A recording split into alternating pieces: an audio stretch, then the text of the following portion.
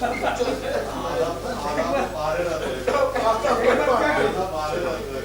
गए कि कटौती प्रस्ताव गवर्नर की है। पिछली पंक्ति में क्या वो कोई बात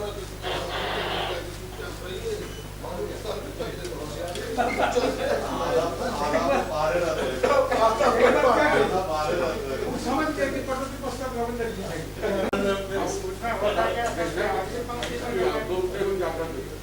उसमें होता है सर, अगली पंक्ति में जो बनते हैं उनका तो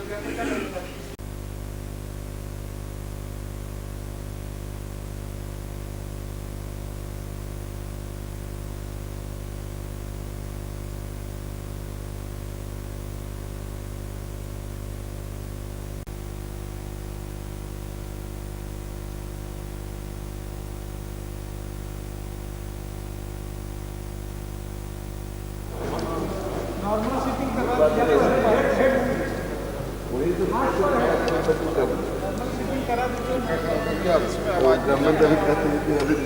नया आया है जनरल के लिए नहीं आया। आप देख लीजिए और शायद इसमें आप बैठाए हैं, ठीक है।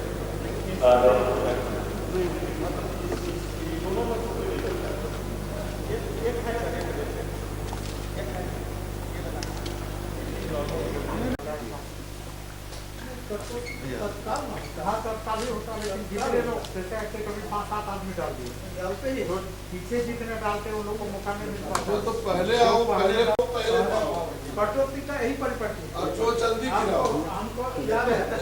हम एक बार देखे कि प्रतिनिधि फर्स्ट हो गए, हम बोले देखे अब ये क्या बुद्धि की हम सोचे जाकर टेबल हमको उतना नहीं जाएगा।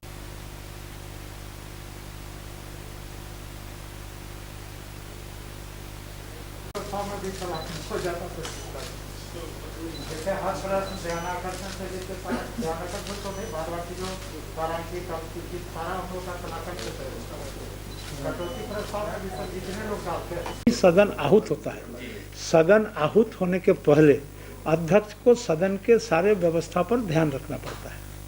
तो इसी के तहत चूंकि 26 तारीख से हाउस हम लोग का है, तो हाउस बैठने के पहले एक बार उच्च स्तरीय बैठक करना पड़ता है तमाम पदाधिकारियों के साथ, फिर सारे दल के नेताओं से बैठक करना पड़ता है। तो 2 बैठक हो गया। अब ये तीसरा बैठक है, हमारे सारे पत्रकार जो हमारे मेंबर हैं प्रेस सलाहकार समिति के, उन लोगों से भी बैठक करना है। और इस जो बजट सेशन है, इसको सार्थक बजट सेशन बनाने के लिए हम लोग सब अपने अपने एंगल से, अपने अपने दृष्टि से हम लोग मदद करेंगे। जहाँ चूक हो रहा है उसको भी इशारा करेंगे, जहाँ ठीक हो रहा है उसको और बढ़िया हम लोग कैसे मना पाएंगे। कई ऐसे मुद्दे थे जिसको लेकर पिछली बार भी काफी हंगामा हुआ था, नेता प्रतिपक्ष का मुद्दा हो या फिर उसको। अब तो आज विधानसभा में पक्ष विपक्ष के सभी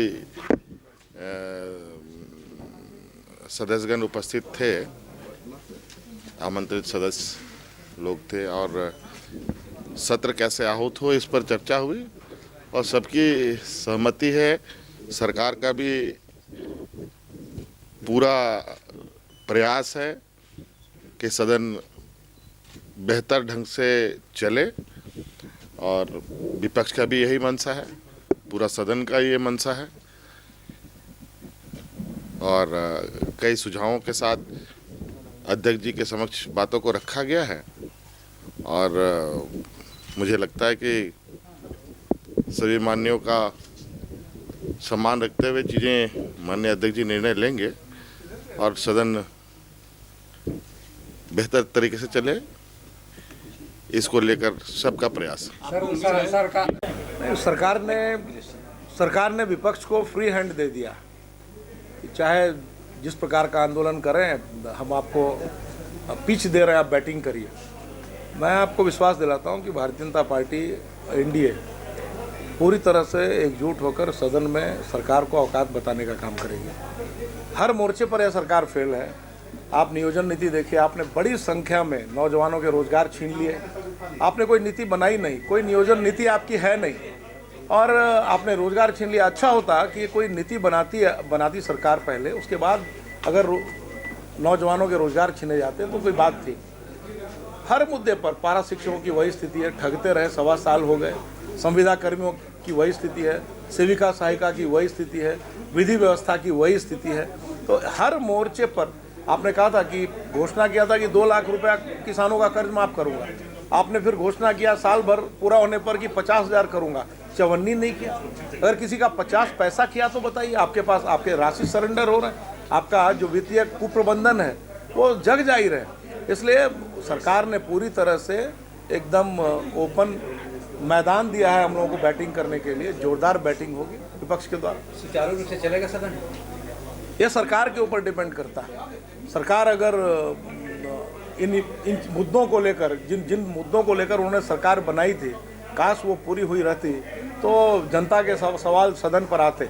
और मुझे ऐसा लगता है कि सरकार खुद ही नहीं चाहती कि हाउस चले, क्योंकि वो उसको हाउस का सामना करने की ताकत नहीं है सरकार में।